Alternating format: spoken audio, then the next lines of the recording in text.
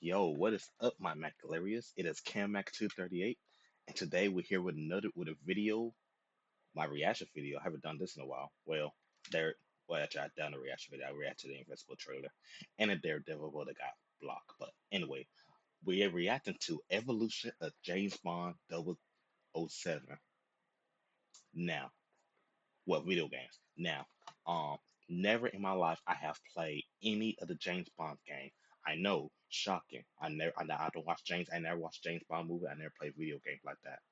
But I did bought this for the PS1. Um, Here he is, 007. Tomorrow Never Dies for the PlayStation 1. Hello, you guys can hear me right there, can y'all? Okay, good.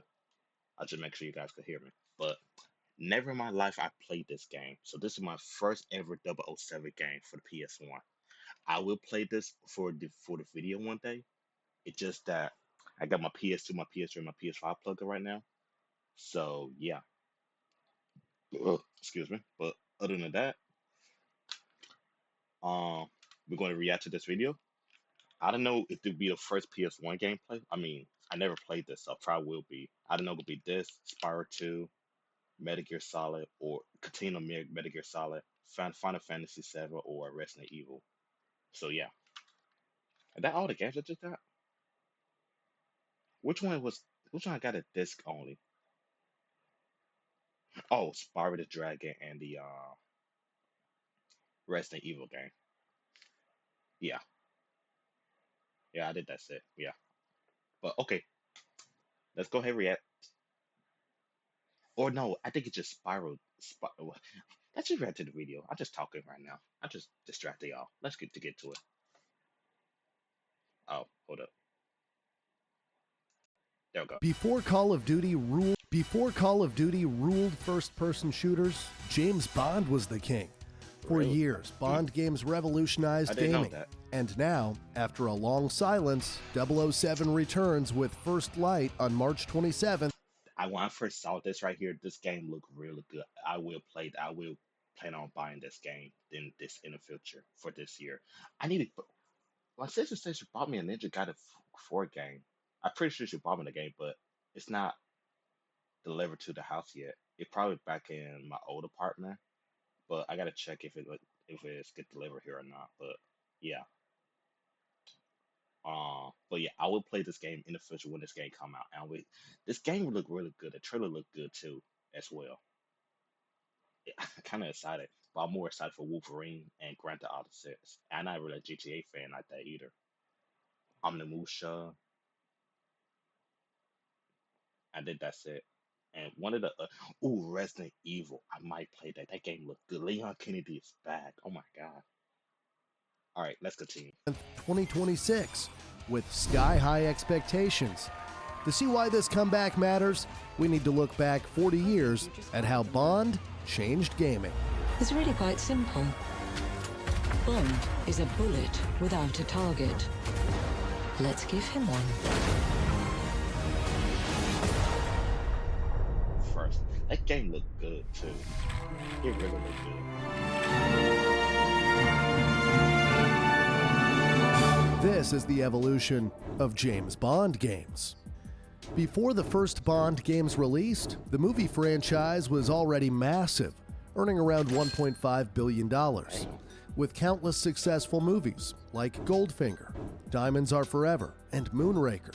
So it's no wonder 007 jumped into games too.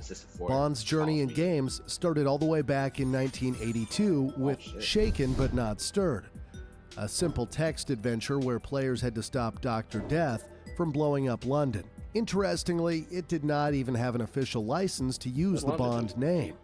The first official Bond game arrived in 1983 with James Bond 007, released on the Atari, ColecoVision, and Commodore 64. Players drove through missions inspired by classic films like The Spy Who Loved Me and Diamonds Are Forever.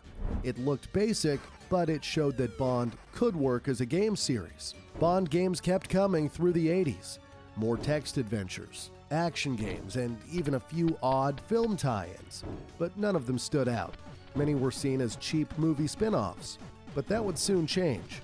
Fun fact, the James Bond movies have earned an insane $7.8 billion in total, ranking them fifth among the highest-grossing movie franchises of all time, behind Marvel, Spider-Man, Star Wars, and The Wizarding World, most known for Harry Potter. And here's the wild part, I will play Harry Potter video game soon as well.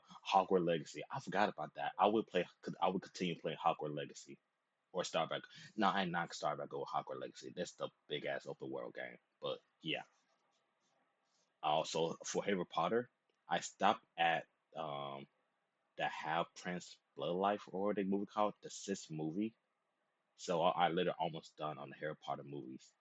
But yeah. Skyfall alone made over $1.1 billion worldwide. In 1990, Delphine Software released Operation Stealth, later renamed The Stealth Affair. Funnily, at first it did not have the Bond license, so the main spy was given the name John Glames, even though the whole game clearly felt like 007. When the rights finally came through, the game was re-released as a Bond title, but some strange details stayed, like Bond being a CIA agent. Still, it stood out for its gameplay, detailed pixel art, and a much stronger focus on story than earlier Bond games. Shortly after, Bond stepped onto the NES with James Bond Jr. in 1991. It was not based on 007 himself, but on the animated show about his nephew. But the game played more like a light cartoon adventure than a real Bond mission. Meanwhile, on Sega systems, James Bond 007, The Duel, arrived in 1993, offering sharper visuals, more serious action, and boss fights against well-known villains.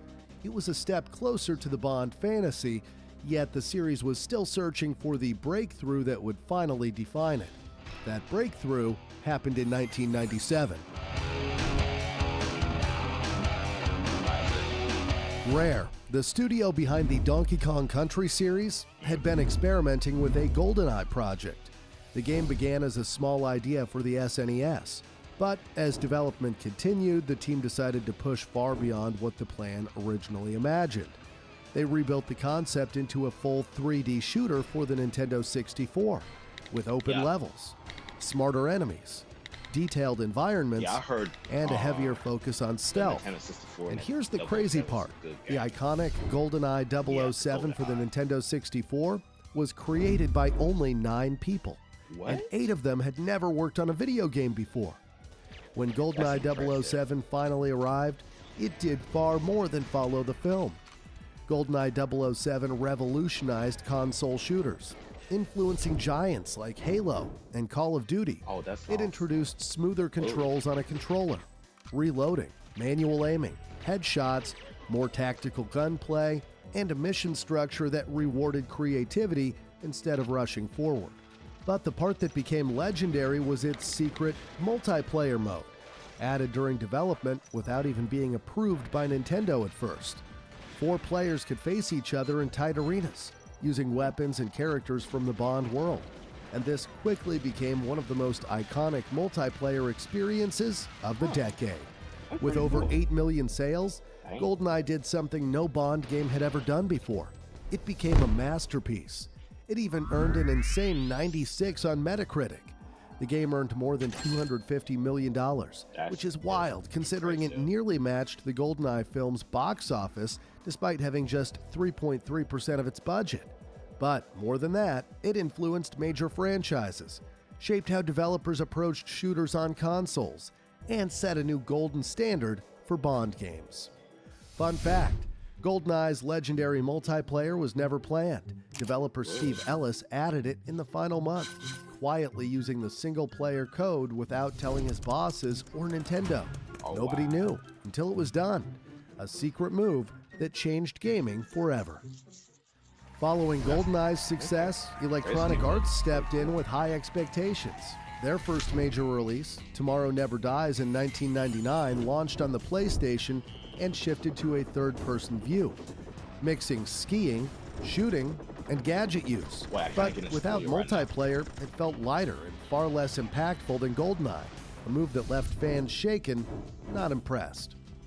EA found stronger footing with The World Is Not Enough in 2000, especially the Nintendo 64 version.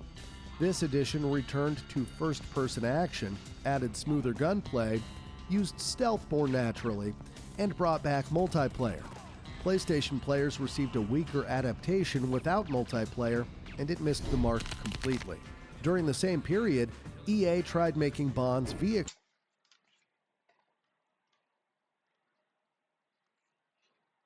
Did I waste my money for this? Did I waste my money for this? Wait, I gotta look this up. I gotta look this up. Hold up. I'm looking at my phone. I'm looking at my phone right now.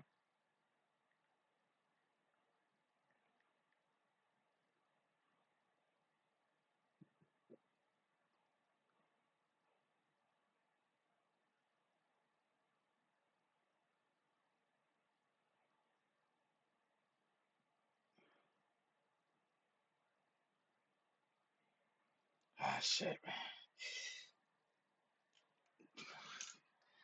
It's too late to turn back in to return it, to be honest. It's too late. But I might as well play it, because why not?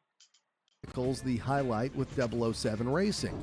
It introduced classic cars loaded with gadgets, but the handling and visuals struggled to match the excitement of the idea. With the arrival of the PlayStation 2, Bond stepped into a more polished and modern era. In 2001, Agent Under Fire marked Bond's first major step onto the PlayStation 2. It introduced a brand new Bond story, brighter visuals, smoother movement, and a mix of shooting, driving, and guided action scenes that kept the pace high. Gadgets were used more creatively, and the gameplay felt faster and cleaner than the older titles. But while the multiplayer was strong, its original story was forgettable. Even so, it became a success and sold nearly 5 million copies. It brought Bond into a new generation, but shooters like Halo and Medal of Honor had already raised the bar. Because of that, Agent Under Fire felt a little outdated next to the competition. A year later, Nightfire arrived and quickly became one of the most loved Bond games of that era. It delivered a cinematic Bond adventure filled with stealth infiltrations, snowy escapes, and stylish high-tech missions. Driving set pieces added excitement. Gadgets became more creative. Pierce Brosnan's likeness added authenticity, and the multiplayer mode became a favorite for many players. The PC release, however, was a very different story. It used another engine, cut several big moments, changed the mission structure, and felt far less polished. But the gaming world around Bond was changing fast. Call of Duty arrived in 2003, and it quickly became Bond's biggest rival. EA responded with Everything or Nothing in 2004. Instead of returning to first person, they created a full third-person cinematic game that felt like a real Bond film. With Pierce Brosnan and many others involved, the game felt expensive and bold. The gameplay blended combat, stealth, gadgets, car chases, and bike escapes into one exciting adventure. Many fans still see this as EA's strongest Bond title. However, momentum faded with GoldenEye Rogue Agent, which confused fans by using the GoldenEye name without any connection to the classic film or the legendary N64 game. What were they thinking? And to make things worse, the game itself was not well received, earning a 61 on Metacritic due to weak gameplay and a messy plot. EA's final Bond project, From Russia with Love in 2005, featured Sean Connery returning to voice Bond, recreating the 1963 film with new action scenes. Players could fight enemies up close, use gadgets, and drive classic Bond vehicles, but the gameplay felt dated next to other action games at the time.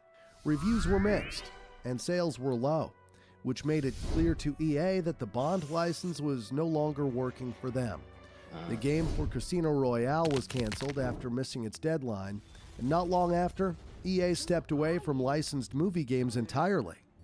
When EA left, many fans worried that Bond games were finished, but then Activision stepped in, the same publisher behind Call of Duty, the biggest first-person shooter series in the world. That gave people hope. If anyone had the tools, technology, and studios to rebuild Bond, it was Activision. Their first game was Quantum of Solace in 2008. built on the Call of Duty 4 engine, which was cutting edge at the time. It mixed first-person shooting with a third-person cover system and followed both Casino Royale and Quantum of Solace.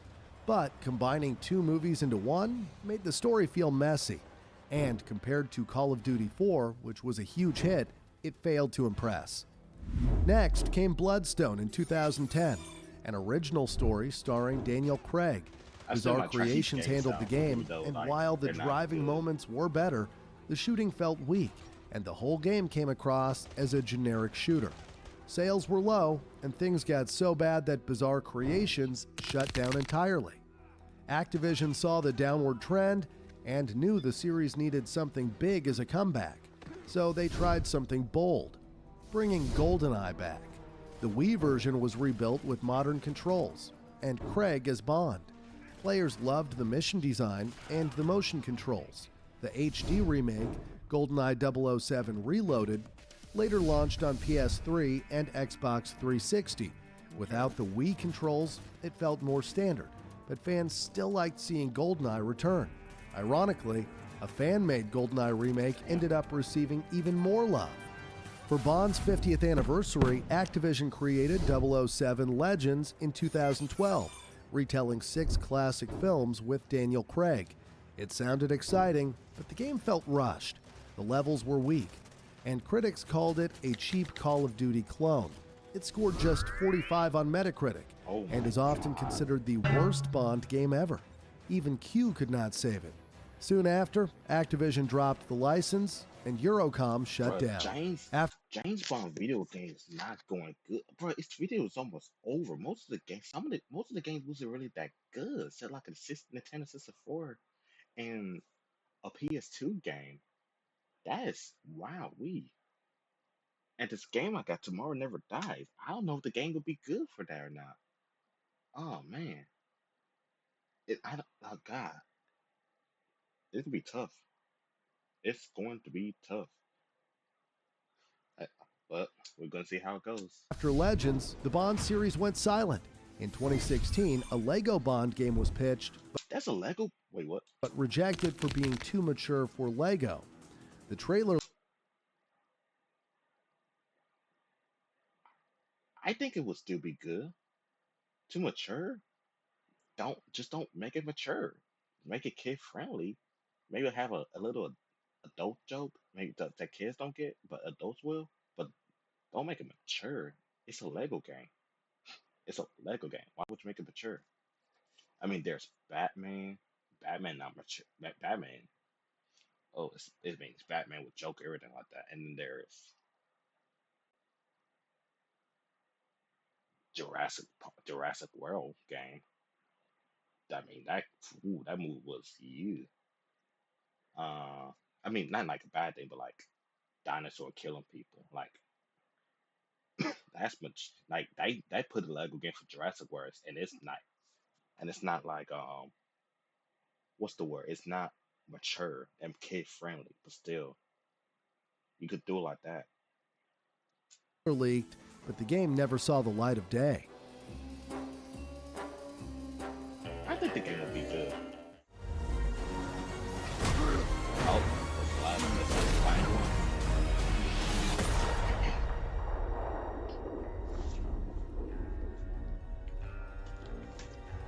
After 14 years, Bond is finally back. 007 First Light arrives on March 27, 2026 for Nintendo Switch 2, Windows, PlayStation 5, and Xbox Series X and S.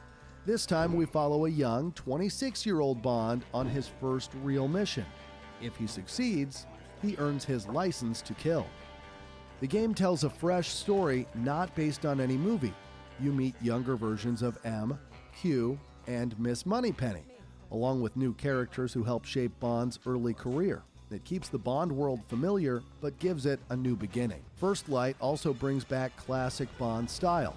In the trailer, you see a new Omega watch and the upcoming Aston Martin Valhalla, both upgraded with hidden tools designed by Q. And yes, the gadgets are back. The gameplay focuses on a smarter, more stealth-driven Bond, similar to the Hitman series. This gives fans a lot of hope that Bond is finally making a strong comeback. Fun fact, if First Light does I well, hope the the game is good. CEO of IO Interactive has said he would love to turn it into a full trilogy. That sounds promising, so let's hope for the best.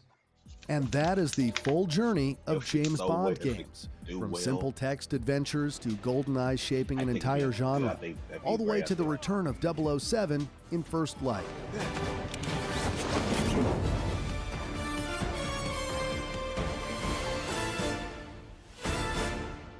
If you enjoyed this, we make new Evolution videos every week covering some of the biggest games ever made, including Minecraft, Battlefield, Donkey Kong, that.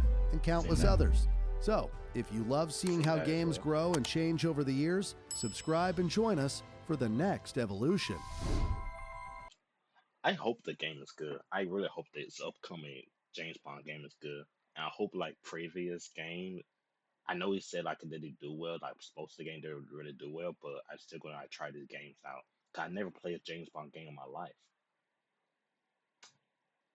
But yeah, that's all I got to say for that. That was a good video to watch, and thank you guys for watching this video. Y'all guys have a good night or good day if y'all watch or whatever day y'all watching this. Uh, peace out, Mac Hilarious.